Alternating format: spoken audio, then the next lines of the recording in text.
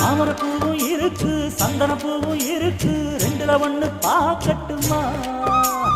கற்பனை எல்லாம் உனக்கு கச்சிதமாக இருக்கு, கண்டது எல்லாம் கை கட்டுமா?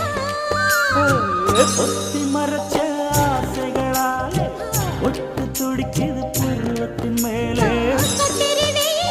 கொதிப்பது போலே காய்ச்சல் அடிக்குது இடுப்புக்கு மேலே.